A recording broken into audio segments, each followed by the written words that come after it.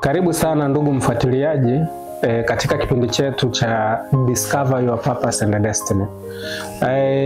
Leo tunaleta tena kipindi kingine. Unajua katika vipindi vilivyopita tulijifunza juu ya dira na dhima, ama kwa Kiingereza wanaita vision and mission. Sasa haya mambo yote nilikufahamisha kwamba yana apply ama yanaweza yakatumika katika mazingira tofauti. Nikasema kwamba yanaweza yakatumika katika familia, mtu binafsi anaweza akatumia, taasisi inaweza ikatumia, kikundi cha kijamii kinaweza kutumia, taasisi za kiroho zinaweza zikatumia, kampuni ama biashara zinaweza kutumia. Yani vision ama mission inaweza ikatumika kwenye taasisi na watu mbalimbali. Sasa leo nataka nikwambie tena kitu kingine kwamba kitaalamu taasisi inakuwa na vitu muhimu vitatu. Kitu cha kwanza ni dira, kitu cha pili ni dhima, na kitu cha tatu ni maadili msingi. Kwa Kiingereza huwa wanaita the core values. Kwa mantiki hiyo tunaweza tukasema kwa hiyo lugha ya kigeni kwamba an organization should have the vision, mission and the core values. Kwa hiyo katika taasisi yoyote ambayo ina malengo, au mtu yoyote mwenye malengo, au shughuli yoyote unayofanya kwenye malengo, ni lazima hivi vitu vitatu muhimu sana kuvizingatia: vision, mission, core values, dira, dhima pamoja na maadili msingi. Sasa kwa sababu tulishazungumzia juu ya dira kwamba ni yale maono ambayo mtu anakuwa nayo au taasisi inakuwa nayo kwa ajili ya siku za usoni na kutengeneza utaratibu wa jinsi ya kuyafikia hayo maono. Leo tunazungumzia kitu cha tatu ambacho ni maadili msingi ama the core values.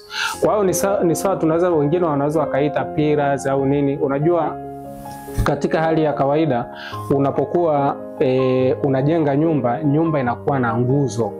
Asa zile nguzo ndo zinakuwa zinashikilia ile nyumba. Kwa hiyo kumbe kishakuwepo na taasisi au familia au hata wewe mwenyewe mtu binafsi, kuna vitu vya msingi ambavyo vinakujenga wewe au vinajenga familia au vinajenga taasisi.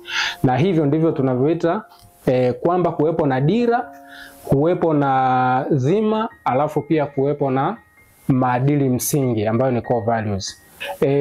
Hivyo vitu vinapokuwepo vyote vinasaidia kutoa focus ya siku za usoni za taasisi, ni kitu gani ambacho taasisi nakifanya.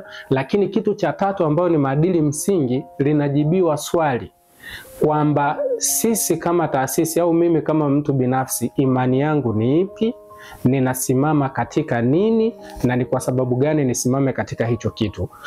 Kwa kawaida hiyo maadili msingi au hizo core values ni lazima zirendane na vision ama dira ya taasisi au dira yako. Kwa nini? Kwa sababu vile ndivyo vitakavyosimama kama nguzo za kusimamia ili kuweza kwenda kwenye ile ndoto au kwenda kwenye ile vision ambayo wewe uko nayo na taasisi uko nayo.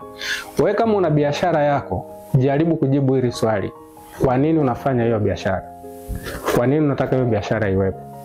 Kwa nini unafanya hiyo biashara na sio biashara nyingine? Au kwa nini unafanya hicho kitu unachokifanya sasa hivi na usifanye kitu kingine? Kwa hapo ndo tunaibua kitu kinachoitwa vision, maana ya dira, dhima, alafu na maadili msingi. Yale maadili msingi ndo yatakayosimamia ile vision yako au ile dira yako iweze kutimia. Sasa swala hapa la kujiuliza ni hili kwamba tunaposema maadili msingi au core values, what is it all about? Kwamba ni kitu gani hicho? Au ni tunataka kuzungumzia nini tunaposema maadili msingi?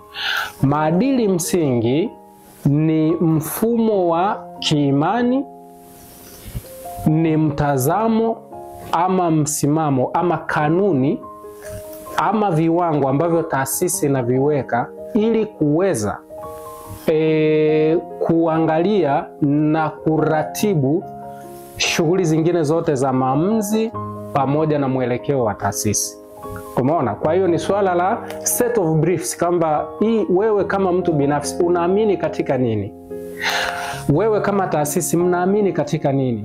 mkanganyiko ukitokea kwenye nafsi yako au ukitokea kwenye familia yako ama ukitokea kwenye taasisi yako, utasimama wapi ili uweze kufanya maamuzi? Hiyo ndo tunaita core values au tunaita maadili msingi.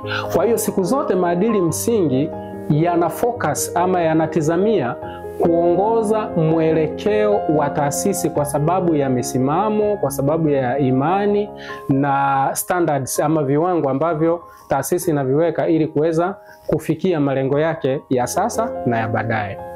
Sasa haya maadili msingi kwa kawaida kama tulivyosema unaweza kuapply kwenye maeneo mbalimbali. Inaweza ikawa ni wewe mtu binafsi. Maadili msingi yako, kanuni zako za kimaisha zinasemaje? Familia inasemaje? Ndio maana unaweza ukakuta kwamba, tolee mfano, tunataka tuzungumze kwenye level ya kawaida kabisa ya kuelewa hivi vitu.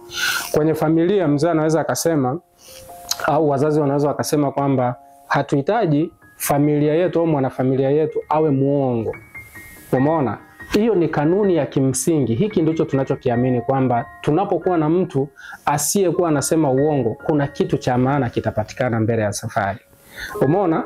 Unawekwa utaratibu kwamba tunahitaji au mimi ninahitaji kuishi maisha ya unyenyekevu au nahitaji kuishi maisha ya uadilifu. Sio kama unanifuata hapo. Kwa hiyo kwa jinsi hiyo utakuja kujigundua kwamba wewe mwenyewe unatengeneza principles au unatengeneza kanuni, unatengeneza viwango, unatengeneza kile unachokiamini ili kiweze kukusaidia wewe kufikia ndoto zako za kimaisha. Vile vile katika taasisi inatengeneza hizo, inatengeneza kanuni, tengeneza viwango, inatengeneza hiyo set of beliefs ama vitu vya msingi ambavyo naviamini ili viweze kutafasiri maamuzi yatakayokuwa yanafanywa na taasisi, mwelekeo utakaokuwa unafanywa na taasisi na msimamo thabiti wa taasisi inapotokea mkanganyiko kwamba ama taasisi inahitaji kuamua nini.